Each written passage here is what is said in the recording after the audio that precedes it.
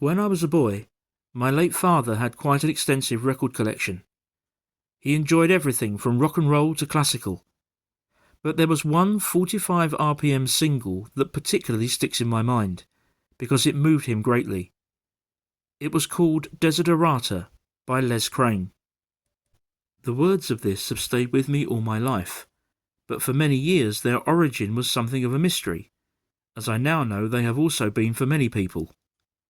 Upon investigation, I've discovered that there is no mystery at all, but for all that, the story is just as fascinating. And in this video, we're going to explore it.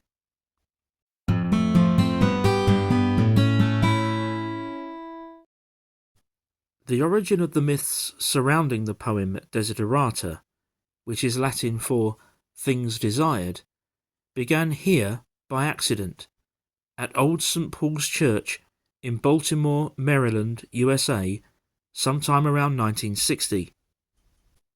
The story goes that Reverend Frederick Cates distributed some devotional materials amongst his congregation, which included a copy of the poem.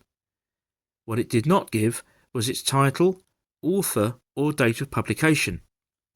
What it did give, however, was some information about the church, including its foundation date of 1692. Unfortunately, this led to a misconception, which spread wildly throughout the 1960s as the popularity of the poem grew. It even led to many copies of the poem, as can be seen here, being printed with a statement that it was found in the Old St. Paul's Church in Baltimore and dated 1692. So what is the real story of Desiderata? Well, that all relates to this man, Max Ehrmann, an American attorney, writer, and poet, who was born in Indiana in 1872.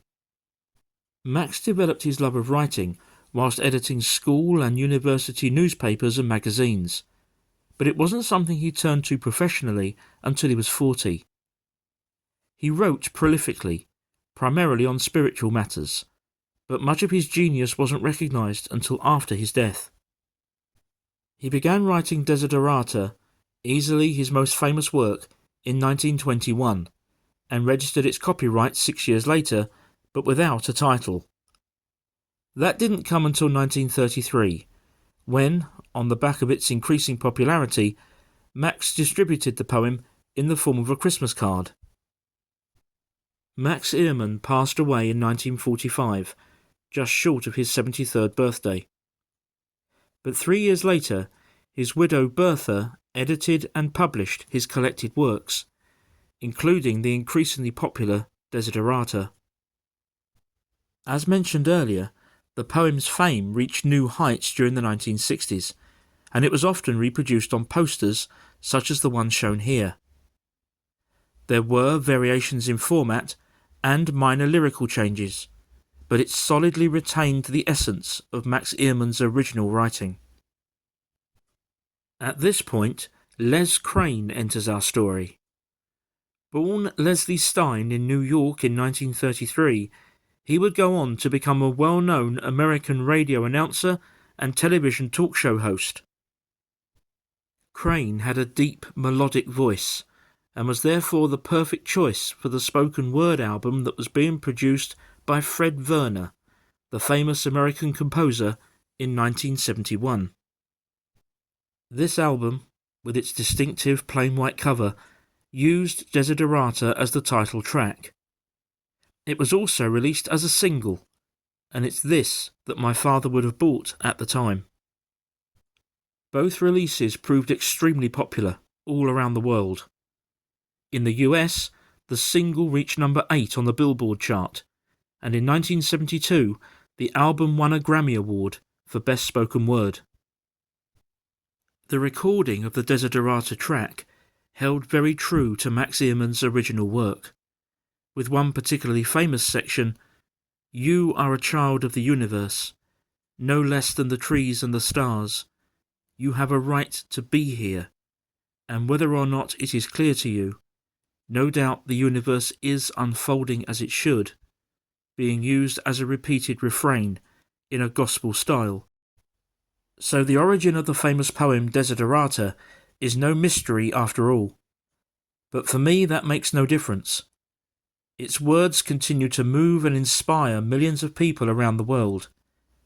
It wouldn't matter if they were written yesterday, 100 years ago, or 1,000 years ago, because they are truly timeless.